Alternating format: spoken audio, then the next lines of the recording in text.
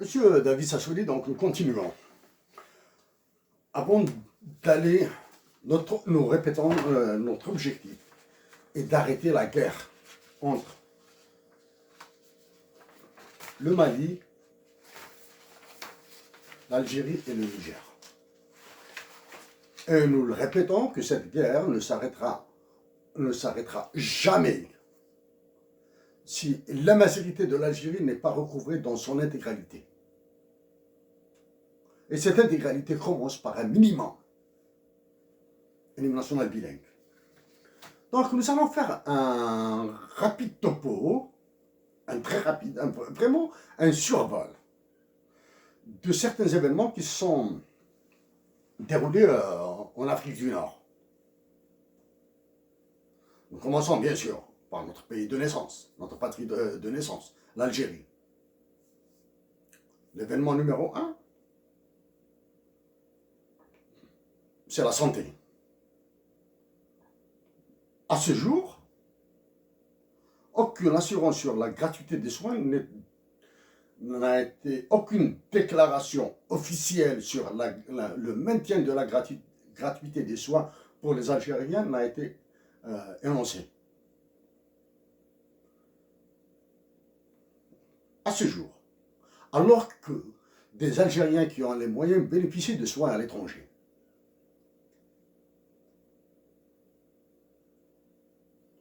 Donc, en plus du maintien de la subvention sur les produits alimentaires, en particulier le blé, une annonce officielle doit être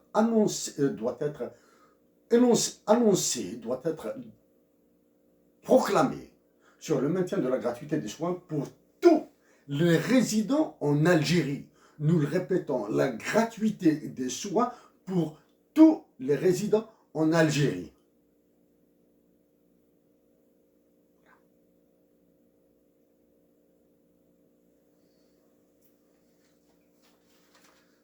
Un autre événement. Une entreprise nationale, l'ENIAM, entreprise nationale des industries de l'électronique et de l'électroménager, à Tizi Ouzou, a connu des troubles, des mouvements de grève, des mouvements de manifestation, de la violence. La première recommandation que nous donnons à nos compatriotes de cette compagnie et de toutes les compagnies nationales qui seront victimes de ce genre de manipulation, c'est de demeurer pacifique et d'être efficace dans les propositions. Nous allons revenir un peu plus en détail sur l'ENIAM, cette entreprise à Tizi Ouzou, parce qu'il s'agit de la Kabylie, et si la Kabylie est matée, ça veut dire que toutes les autres régions du pays seront matées. Elles seront faciles à mater. La Sonatrach, dans le cadre des programmes d'ajustement structurel, qu'il s'agisse de ceux du FMI ou de la Banque mondiale,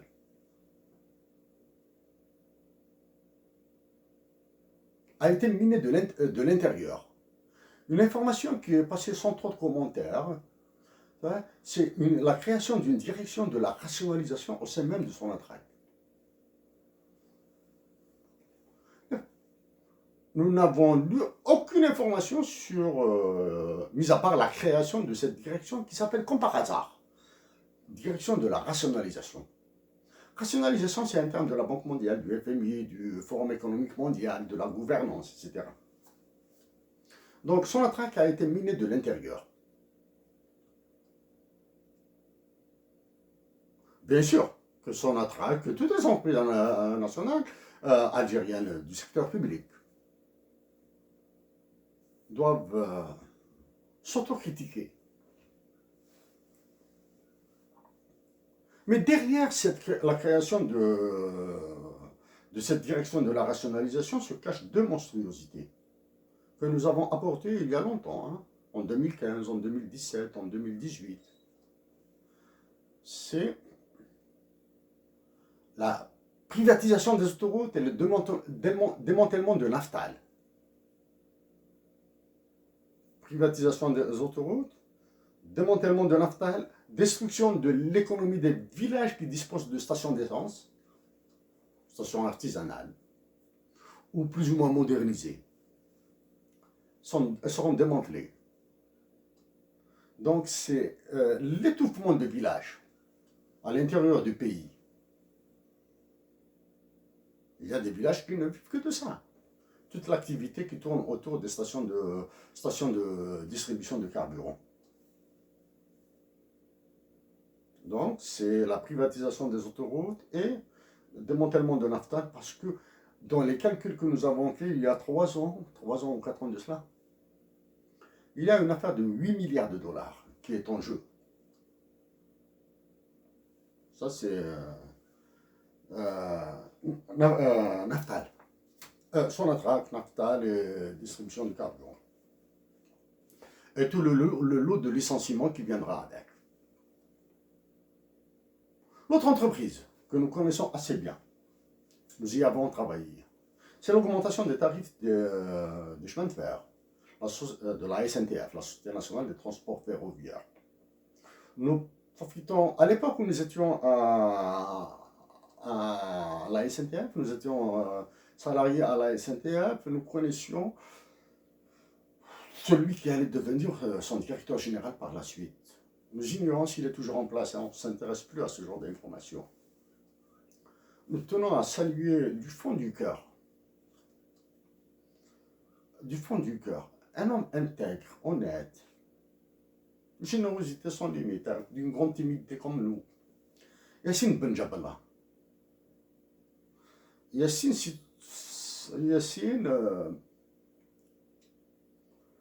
nous avons eu l'occasion de discuter en tête-à-tête, dans le cadre professionnel. Mais c'est plus les tête-à-tête qui nous intéressent. Yassine, tout cas, notre respect, nous ne pouvons pas dire notre amitié parce que nous ne voyons pas tous les jours. Hein. Mais notre respect, notre considération vous sont acquises. Mais l'augmentation des tarifs des chemins de fer est une insulte au bon sens économique. Pour la simple et unique raison, si un voyageur ne peut payer un billet à 10 dinars, 15 dinars ou 20 dinars, comment va-t-il réussir ou pouvoir le payer à 30 dinars?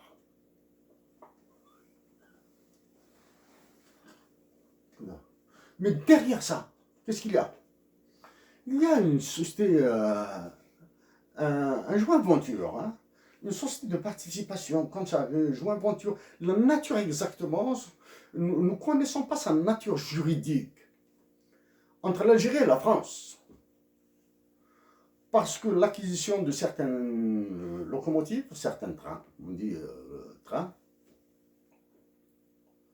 est le résultat d'un montage financier un peu bizarre. Bien sûr, ils ont eu en concession l'exploitation de certaines lignes. Donc, les Français, le partenaire français, on a certainement marre de ne pas transférer des devises qui ne sont pas contrôlées. Voilà, ça c'est pour la SNTF. Revenons maintenant à l'ENIAM, à l'entreprise nationale, c'est valable pour toutes les autres compagnies. Notre premier emploi en Algérie, c'était à la Sonipec, hein, la fabrication des chaussures et des vêtements en cuir. Donc, même s'il a été très court, hein, c'était avant le service militaire. La première obligation, il ne s'agit pas de gentillesse. La première obligation, elle s'adresse aux travailleurs de l'ENIAM. Proposer une réduction de leur salaire de l'ordre de 20 à 25%. Disons bien, réduire leur salaire de 20 à 25%. Et par palier de 5% ou de 3%, ça dépendra des négociations, de la force des négociations. Demandez la réduction d'une heure de travail. Au lieu de travailler 36 heures par semaine, vous allez travailler 35 heures par semaine. Si c'est 40 heures, vous allez passer à 39 heures. Si c'est 30 heures, vous allez passer à 29 heures. Donc, vous allez gagner en temps de repos. Vous allez payer votre tonne de repos gagné par une réduction de vos salaires. La suppression pure et simple de l'inefficacité économique, de la gabegie économique qui est appelée en Algérie la paix sociale, qui sont dans ce qu'on appelle, ce qui est appelé les primes de rendement individuel et les primes de rendement collectif. La prime de rendement individuel est une prime raciste, ségrégationniste, parce qu'il est impossible de mesurer le rendement individuel d'une personne dans une compagnie, à moins que de fixer un taux en fonction du salaire de base. Si c'est en fonction du salaire de base, c'est toujours les plus hauts qui prendront plus. En contrepartie de la réduction des salaires et du gain d'une heure de repos par tranche de 3% ou de 5% de réduction de salaire, vous demanderez à entrer dans le capital social de l'ENIAM par exemple, ou de la SNDM, dans la mesure où c'est une société par action. Ainsi, vous serez solidaire dans le management, solidaire et responsable dans le management de l'entreprise. Ça, c'est au niveau interne. Au niveau externe, c'est d'imposer à l'État algérien, le gouvernement actuel a fait des ravages semblables ou identiques aux 3 ou 4 gouvernements qui se sont succédés depuis octobre 88. Les 3 ou 4 gouvernements venus après octobre 88 ont fait des dégâts irréversibles en Algérie. L'actuel gouvernement en a fait plus. Vous allez demander à ce gouvernement d'instaurer des barrières non tarifaires, ça, et des barrières tarifaires.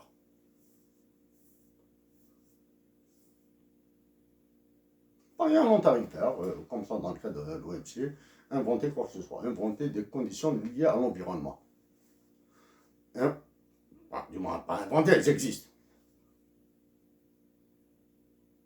Et des barrières tarifaires, des taux douaniers prohibitifs. Allez, comme ça, vous allez mettre un terme à l'anarchie qui règne en Algérie dans le commerce de l'électroménager, qui a vu des fortunes colossales se construire et une fuite de capitaux sans nom. Voilà pour le... bien sûr, il est possible aux entreprises nationales de se former en nouvelles technologies, en nouvelles normes environnementales, telles que les normes LEED, LEED, et de faire des efforts de commercialisation par des réductions, par des prix chocs, par...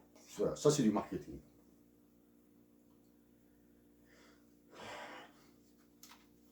Au-delà de tout ça, nous allons parler du dinar.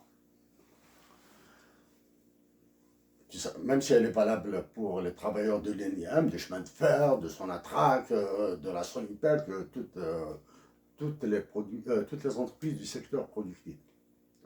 La surévaluation du dinar. Pour nous, nous le répétons, si nous avons le pouvoir de décider sur la valeur de la monnaie,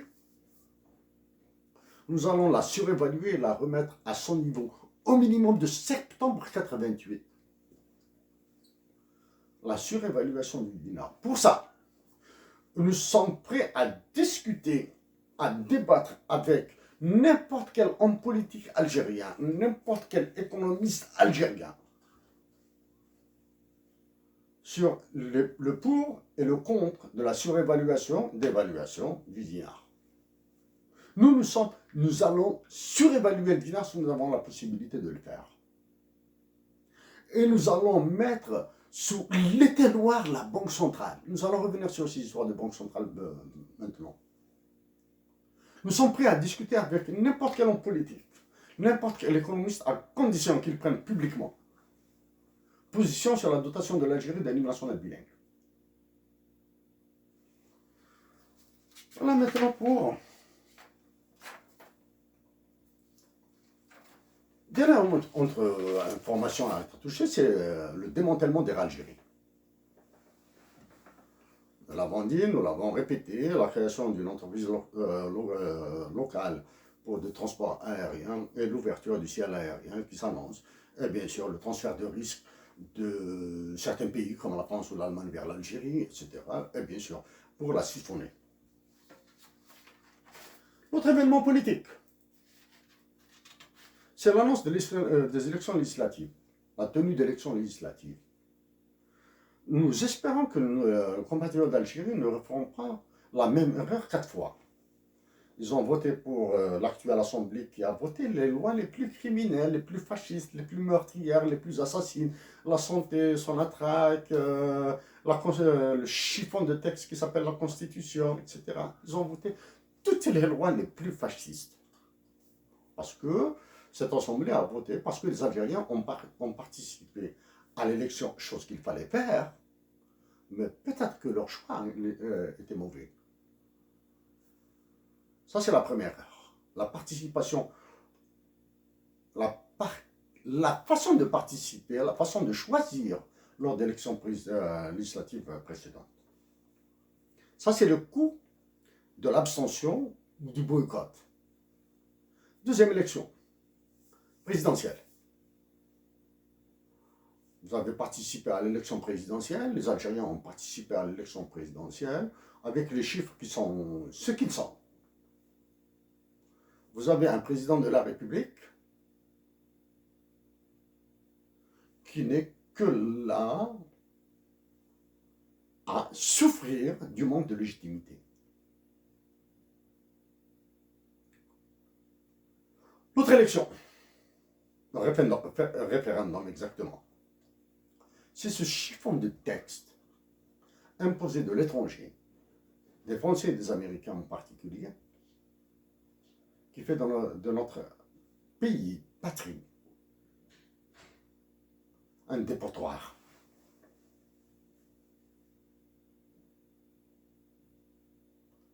Par cette loi, par ce chiffon de constitution, nous avons des envies de vomir quand on parle de ça. Voici les 3 erreurs, du moins, les 3 élections référendums qui ont causé la ruine de l'Algérie. Donc pour la prochaine élection législative, nous allons intervenir bien sûr dessus. Les Algériens doivent participer massivement et voter comme ils veulent. Ils n'ont qu'à tirer les enseignements de ce qui s'est passé avant, de leur choix précédent. Le boycott et l'abstention sont les pires solutions.